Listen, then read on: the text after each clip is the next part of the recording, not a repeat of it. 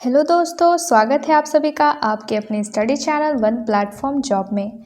ये हमारे हिंदी ग्रामर की क्लास है और आज हमने हिंदी ग्रामर के सभी टॉपिक्स में से मिक्स क्वेश्चन लिया है, यानी सब कुछ मिला जुला रूप है, आपको देखने को मिलेगा। ठीक है, आइए सॉल्व करते हैं क्वेश्चंस को। ठीक है, पहला क्वेश्चन है, निम्नलिखित में से ओष्ठ ध्वनि यानी ओठ से उच्चारण होने वाली ध्वनि कौन सी है? पहला ऑप्शन है ल, दूसरा है र, तीसरा है स या चौथा फ। क्या हो जाएगा इसका सही आंसर?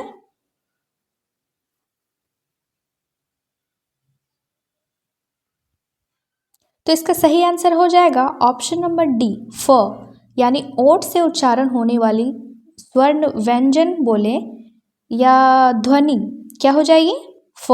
फ को जब हम उच्चारण करते हैं तो ओठ से करते हैं, है ना, फ। तो इसका ऑप्शन नंबर डी हो जाएगा सही आंसर।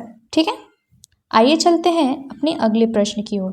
अगला प्रश्न है, श्रीमती कामता प्रसाद गुरुजी के अनुसार विराम चिन्हों को किस भाषा से लिया हुआ माना जाता है?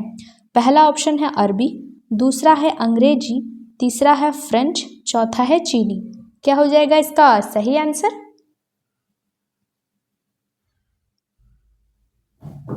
तो इसका सही आंसर हो जाएगा श्रीमती कामता प्रसाद गुरुजी के अनुसार जो विराम चिन्हों को लिया गया है वो अंग्रेजी भाषा से लिया हुआ माना जाता है। ठीक है, तो ऑप्शन नंबर बी हो जाएगा इसका करेक्ट आंसर।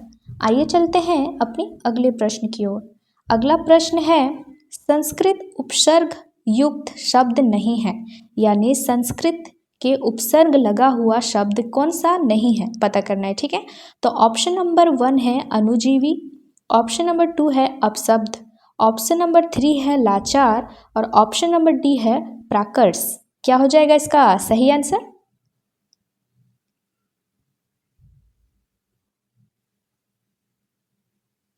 तो इसका ऑप्शन नंबर क्या हो जाएगा? सी हो जाएगा इसका करेक्ट आंसर। लाचार जो है संस्कृत उपसर्ग युक्त शब्द नहीं है।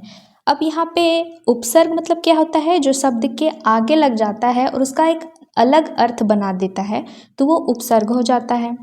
ठीक है, तो इसमें भी अनु लगा हुआ है, अप लगा हुआ है, प्र लगा हुआ है, ल लगा हुआ है, तो ये चारों तो उपसर्ग हुए, लेकिन संस्कृत के उपसर्ग पूछा है तो अनुजीवी होता है संस्कृत का, अपशब्द होता है, प्राकर्ष होता है, लेकिन लाचार क्या होता है? वो संस्कृत युक्त उपसर्ग नहीं है, ये हिंदी भाषा का है ना। तो इसका ऑप्शन नंबर सी हो जाएगा करेक्ट आंसर। ठीक है, आइए चलते हैं अपने अगले प्रश्न की ओर। अगला प्रश्न है, निम्नलिखित शब्दों में किस एक का लिंग परिवर्तन हिंदी भाषा में प्रचलित नहीं है, यानी इसका लिंग परिवर्तन स्त्रीलिंग में करें या पुल्लिंग में करें प्रचलित नहीं है, कौन सा हो जाएगा? चाचा ऑप्शन नंबर ए, बहन, कोयल या भैंस। क्या हो जाएगा इसका सही आंसर?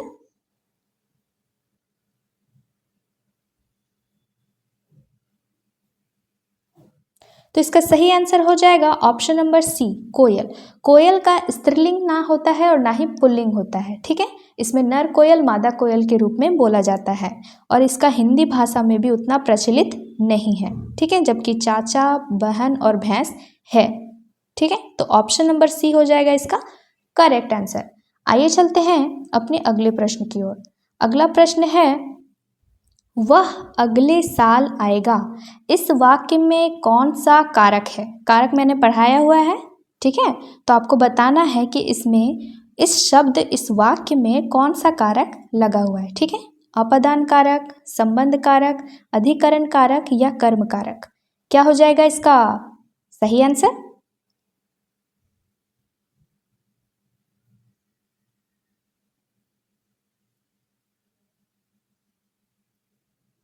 तो इसका सही आंसर हो जाएगा ऑप्शन नंबर सी, अधिकरण कारक। अधिकरण कारक, अब अधिकरण कारक क्या होता है? इस वाक्य में मतलब जिस वाक्य में क्या हो, समय, आधार, आश्रय या किसी शर्त का बोध होता हो वह अधिकरण कारक कहलाता है। वह अगले साल आएगा, इसमें समय का बोध हो रहा है कि क्या इस साल नहीं अगले साल आएगा, तो समय के बारे में बता रहा है। और जैसा कि मैंने अभी बताया कि जिसमें आधार, किसी का आश्रय या किसी शर्त या फिर समय का बोध होता हो वो क्या हो जाता है, अधिकरण कारक हो जाता है। तो ऑप्शन नंबर सी हो जाएगा इसका करेक्ट आंसर। आइए चलते हैं अपने अगले प्रश्न की ओर। अगला प्रश्न है, मनोहर शब्द का संधि विच्छेद है, क्या है, स्वर्ण संधि, विसर्ग संधि, व्यंजन संधि या दीर्घ संधि। क्या हो जाएगा इसका सही आंसर?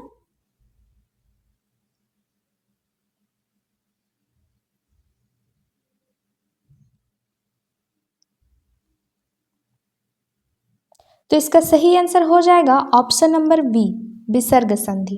अब विसर्ग संधि कैसे होगा, तो मनोहर शब्द का अगर संधि विच्छेद करेंगे तो क्या होता है, मनः जोड़ हर। क्या होता है, मनः जोड़ हर। और क्या है इसमें लगा हुआ है, विसर्ग लगा हुआ है। और विसर्ग के ठीक बाद अगर क्या हो, एक स्वर हो या फिर एक व्यंजन हो तो वो क्या हो जाता है, विसर्ग संधि हो जाता है। या तो इसको पहचानने का एक तरीका यह है कि अगर संधि विच्छेद करने पर विसर्ग आए, क्या है, विसर्ग आए तो वो क्या हो जाता है, विसर्ग संधि के अंतर्गत आता है। तो ऑप्शन नंबर बी हो जाएगा इसका करेक्ट आंसर। ये क्या है, विसर्ग संधि के अंतर्गत आता है। ठीक है, आइए चलते हैं अपने अगले प्रश्न की ओर। अगला प्रश्न है, अकाल पीड़ित में समास विग्रह क्या होगा, कर्मधारय, द्वंद्व, तत्पुरुष या बहुव्रीहि। क्या हो जाएगा इसका सही आंसर?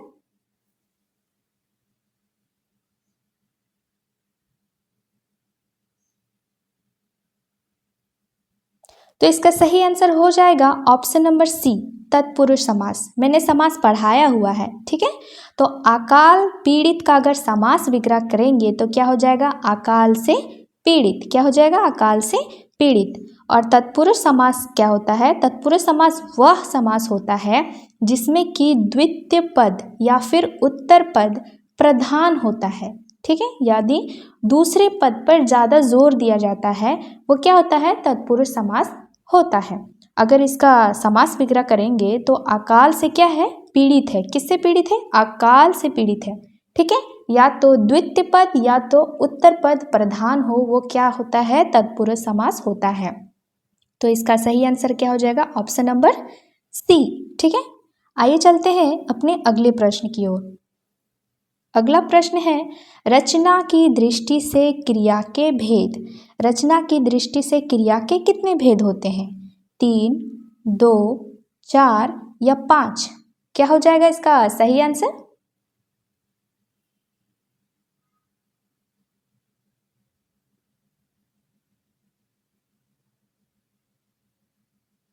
तो इसका सही आंसर हो जाएगा ऑप्शन नंबर बी, 2।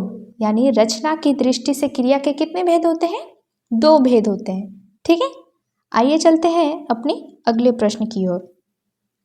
अगला प्रश्न है, भक्ति का अर्थ नहीं है। भक्ति का अर्थ क्या नहीं है, सेवा, पूजा, श्रद्धा या कविता। क्या हो जाएगा इसका सही आंसर?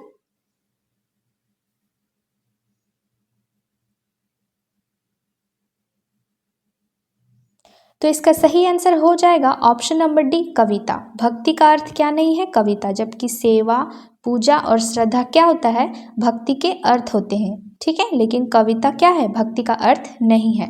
तो ऑप्शन नंबर डी हो जाएगा इसका करेक्ट आंसर। ठीक है, आइए चलते हैं अपने अगले प्रश्न की ओर।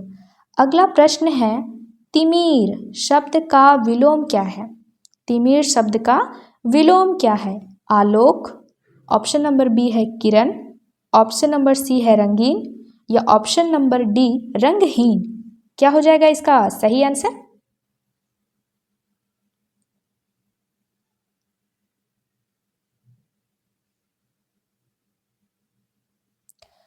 तो तिमीर शब्द का विलोम शब्द क्या होता है, ऑप्शन नंबर ए आलोक। ठीक है, क्या होता है, आलोक। तिमीर का विलोम क्या होता है, आलोक। ऑप्शन नंबर ए हो जाएगा इसका करेक्ट आंसर। आइए चलते हैं अपने अगले प्रश्न की ओर। अगला प्रश्न है, रुख का पर्यायवाची शब्द है। रुख का पर्यायवाची शब्द क्या है, पहला है विटप, प्रसून, तड़का या हेरब। क्या हो जाएगा इसका सही आंसर?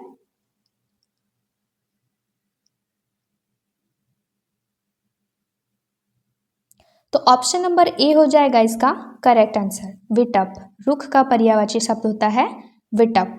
ठीक है, आइए चलते हैं अपने अगले प्रश्न की ओर। अगला प्रश्न है अंडे सेना मुहावरे का अर्थ है। क्या अर्थ है? अंडे सेना का मुहावरे अर्थ क्या होगा?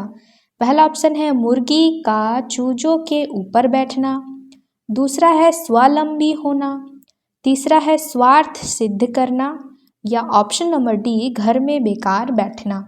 क्या हो जाएगा इसका सही आंसर?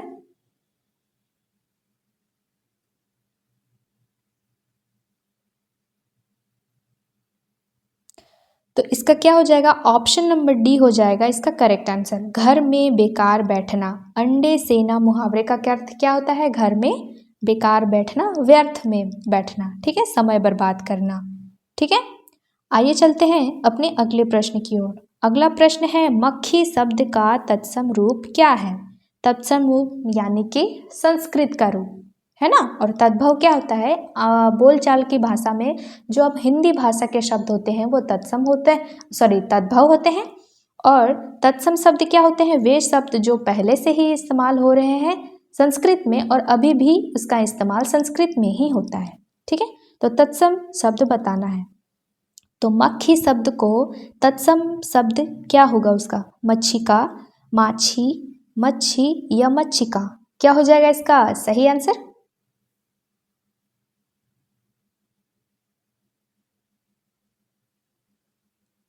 तो इसका सही आंसर हो जाएगा ऑप्शन नंबर डी मच्छिका।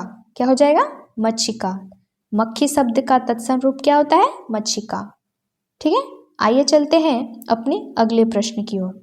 अगला प्रश्न है निम्नलिखित में से शुद्ध शब्द क्या है? अब यहाँ पे एक शब्द दिया गया है अलग अलग मात्राओं के साथ, तो कौन सा मात्रा सही लगा हुआ है और वो कौन सा शुद्ध शब्द है वो बताना है। जिजीविसा लिखा हुआ है। ठीक है, तो option number A, option number B और ऑप्शन नंबर सी और ऑप्शन नंबर डी को ध्यान से देखिए और बताइए कि कौन सा ऑप्शन आपको सही लगता है। ठीक है, क्या हो जाएगा इसका सही आंसर?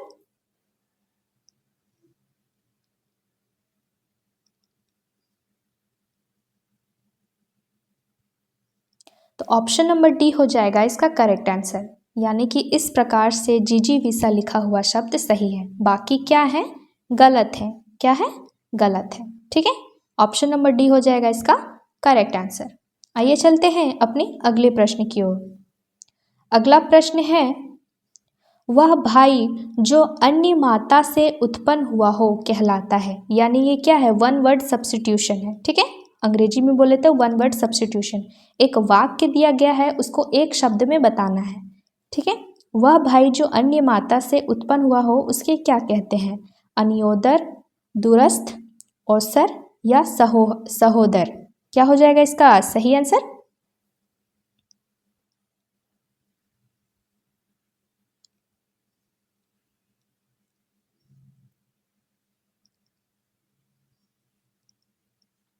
वह भाई जो अन्य माता से उत्पन्न हुआ हो तो उसको क्या कहते हैं? ऑप्शन नंबर ए अन्योदर। क्या कहते हैं? अन्योदर। तो ऑप्शन नंबर ए हो जाएगा इसका करेक्ट आंसर। आइए चलते हैं अपने अगले प्रश्न की ओर। अगला प्रश्न है यहाँ यहाँ आनंद मंगल है, चिंता की कोई बात नहीं है, माता जी को तेज ज्वर है, उपर्युक्त वाक्य में दोष बताना है।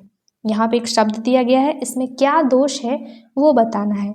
विषय संबंधित दोष है, सॉरी शब्द संबंधित दोष है, या मात्रा विषयक दोष है, पक्ष दोष है, या लिंग संबंधित दोष है।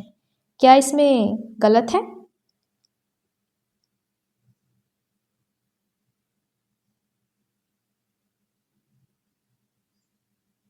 तो ऑप्शन नंबर सी हो जाएगा इसका करेक्ट आंसर। इसमें पक्ष दोष है। कौन से पक्ष से बात हो रही है या किस पक्ष की ओर से अपनी बात कही जा रही है इसमें पता नहीं चल रहा है। शब्द विषयक दोष नहीं है और ना ही मात्रा विषयक दोष है, लिंग विषयक भी दोष नहीं है, पक्ष विषयक दोष है।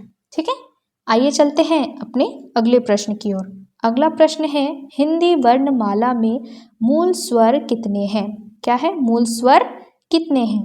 6, 7, 4, 2। क्या हो जाएगा इसका सही आंसर?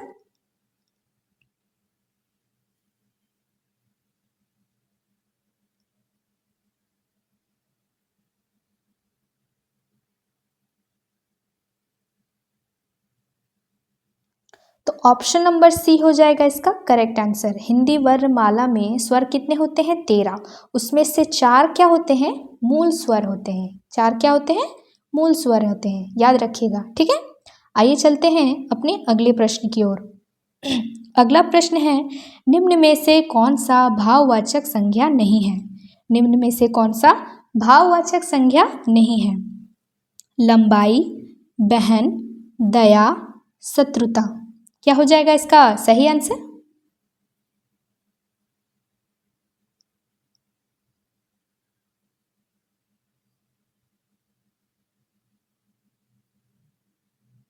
तो ऑप्शन नंबर बी हो जाएगा इसका करेक्ट आंसर। भाववाचक संज्ञा क्या होते हैं? वे संज्ञा जिसको जिसको हम क्या कर सकते हैं? देख नहीं सकते, छू नहीं सकते, लेकिन महसूस कर सकते हैं, उन्हें भाववाचक संज्ञा कहते हैं। लंबाई, दया और शत्रुता ये सारे क्या हैं? भाववाचक संज्ञा है, जबकि बहन क्या है? जातिवाचक संज्ञा है।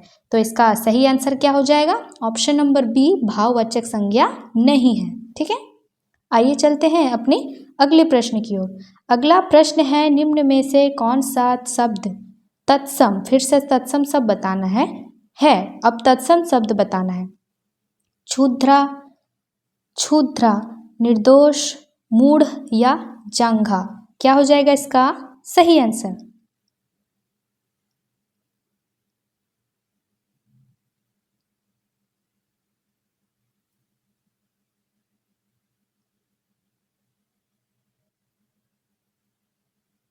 तो इसका ऑप्शन नंबर ए हो जाएगा करेक्ट आंसर, क्षुद्धा।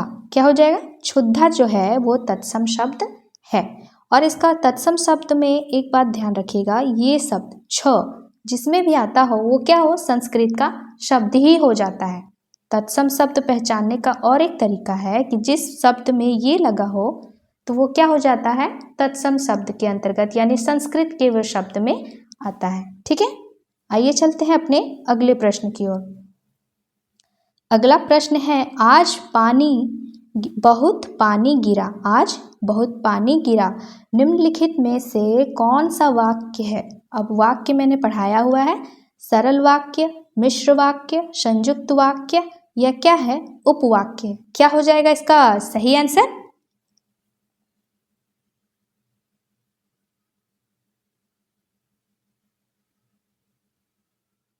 तो ऑप्शन नंबर ए हो जाएगा इसका करेक्ट आंसर, सरल वाक्य है। और सरल वाक्य क्या होता है?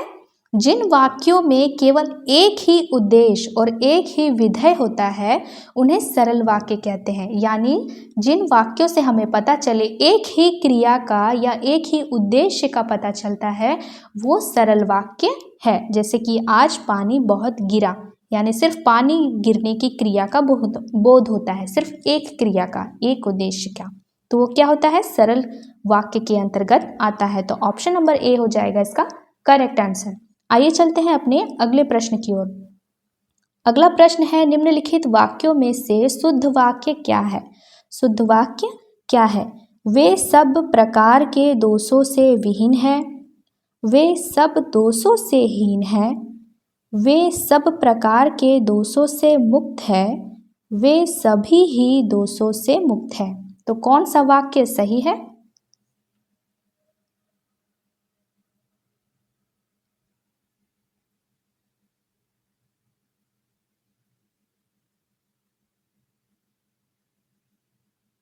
तो ऑप्शन नंबर सी हो जाएगा इसका करेक्ट आंसर, वे सब प्रकार के दोषों से मुक्त है। ये वाक्य क्या है? पूरी तरह से शुद्ध है, ठीक है। आइए चलते हैं अपने अगले प्रश्न की ओर। अगला प्रश्न है, शुद्ध वर्तनी वाला शब्द, शुद्ध वर्तनी वाला शब्द कौन सा है? अब एक शब्द दिया गया है, इसको अलग अलग मात्राओं से लिखा गया है और ये आपको पता करना है कि कौन सा मात्रा लगा है जो पूरी तरह से शुद्ध वर्तनी है, यानी शुद्ध रूप में लिखा गया है। तो पहला है मानवीकरण, दूसरा है मानवीयकरण, तीसरा है मानवीकरण या चौथा है मानकीकरण। क्या हो जाएगा इसका सही आंसर?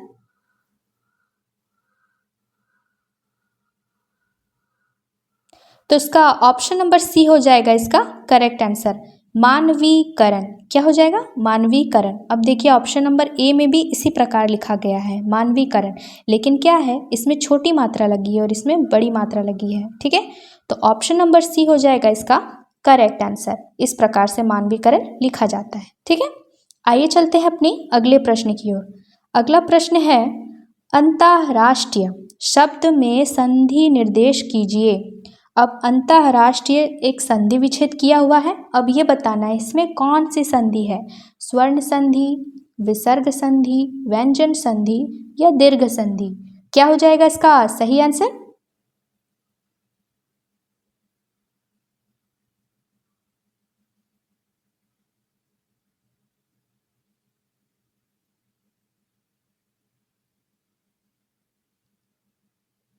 तो इसका सही आंसर हो जाएगा ऑप्शन नंबर बी, विसर्ग संधि। कैसे? अभी मैंने बताया कि जिस किसी संधि विच्छेद में क्या हो, विसर्ग लगा हो, तो वो विसर्ग संधि के अंतर्गत आता है। ठीक है, इसको पहचानने का ये एक ट्रिक है कि जिसमें विसर्ग लगा हो और उसके बाद क्या आता हो, एक स्वर आता हो या फिर एक व्यंजन आता हो। क्या आता हो? स्वर या व्यंजन आता हो विसर्ग से पहले, सॉरी विसर्ग के बाद, तो वो क्या हो जाता है, विसर्ग संधि के अंतर्गत आता है। ठीक है, तो अंतर्राष्ट्रीय का संधि विच्छेद करने के बाद जो शब्द बनेगा वो क्या बनेगा, अंतर्राष्ट्रीय। तो ऑप्शन नंबर बी हो जाएगा इसका करेक्ट आंसर। ठीक है, आइए चलते हैं अपने अगले प्रश्न की ओर। अगला प्रश्न है तुलसीकृत में कौन सा समास है? तुलसीकृत में कौन सा समास है? अव्ययी भाव समास, तत्पुरुष समास, द्वंद्व समास या बहुव्रीहि समास।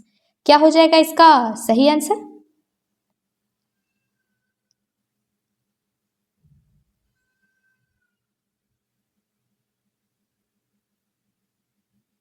तो इसका सही आंसर हो जाएगा ऑप्शन नंबर बी। क्या हो जाएगा?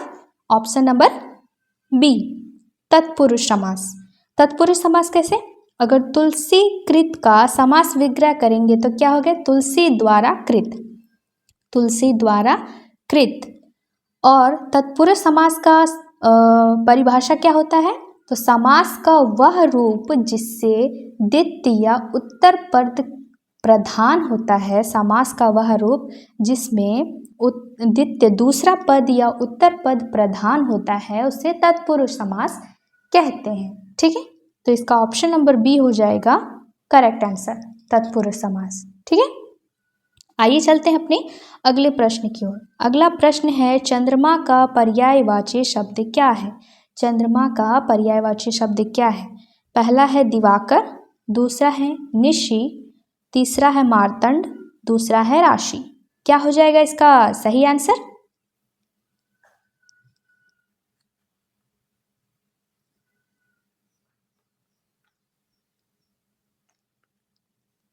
तो इसका सही आंसर हो जाएगा ऑप्शन नंबर डी, राशि। पर्यायवाची क्या है चंद्रमा का? ऑप्शन नंबर डी, राशि। और भी बहुत सारे होते हैं जैसे हिमांशु, सुधाकर, निशाकर, चांद, सुधांशु, विधु, ये सारे क्या है चंद्रमा के पर्यायवाची शब्द है। ठीक है, तो ऑप्शन नंबर डी हो जाएगा इसका करेक्ट आंसर। आइए चलते हैं अपनी अगले प्रश्न की ओर। अगला प्रश्न है कुंजर का अर्थ होता है। अब कुंजर का क्या अर्थ होता है? मूर्ख, हाथी, बंजारा या गंवार। क्या होता है इसका अर्थ?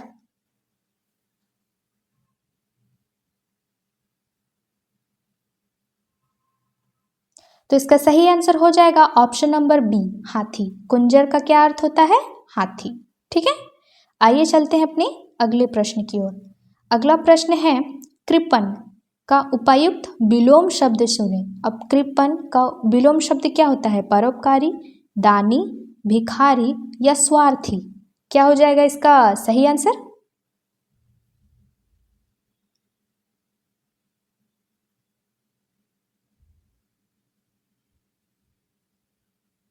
तो ऑप्शन नंबर बी हो जाएगा इसका करेक्ट आंसर, दानी। तो कृपण का अर्थ क्या होता है? कंजूस। कंजूस का विलोम क्या होगा? दानी। क्या होगा? दानी। ऑप्शन नंबर बी हो जाएगा इसका करेक्ट आंसर। आइए चलते हैं अपने अगले प्रश्न की ओर।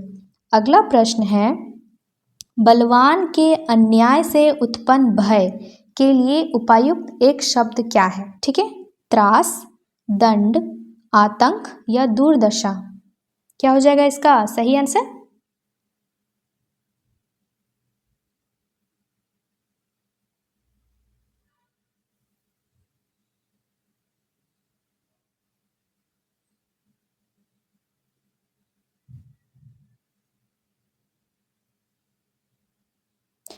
तो बलवान के अन्याय से उत्पन्न होने वाले भय को क्या कहते हैं? आतंक। क्या कहते हैं? आतंक।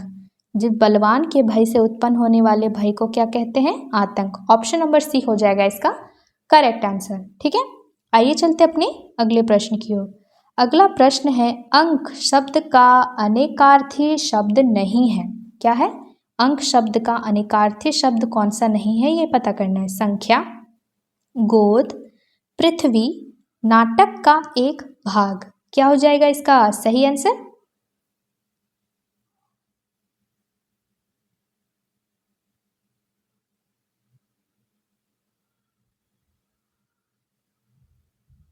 तो अंक शब्द का अनेकार्थी शब्द यानी कि संख्या है, गोद है, नाटक है, लेकिन पृथ्वी क्या है? नहीं है। अंक का अनेकार्थी शब्द पृथ्वी नहीं है। ठीक है, तो ऑप्शन नंबर सी हो जाएगा पृथ्वी अंक का अनेकार्थी शब्द नहीं है। ठीक है, ऑप्शन नंबर सी हो जाएगा इसका करेक्ट आंसर। ठीक है, आइए चलते अपनी अगले प्रश्न की ओर। टका सा जवाब देना। टका सा जवाब देना, इस मुहावरे का अर्थ क्या है?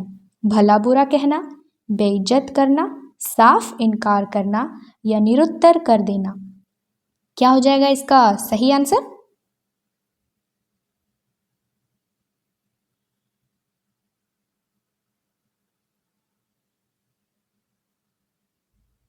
तो इसका सही आंसर हो जाएगा ऑप्शन नंबर सी, साफ इनकार करना। टका सा जवाब देना का अर्थ होता है साफ इनकार कर देना। ऑप्शन नंबर सी हो जाएगा इसका करेक्ट आंसर। इसी के साथ आज की हमारी क्लास समाप्त होती है। अगर आपको क्लास पसंद आई हो तो एक लाइक कर दें। Thank you.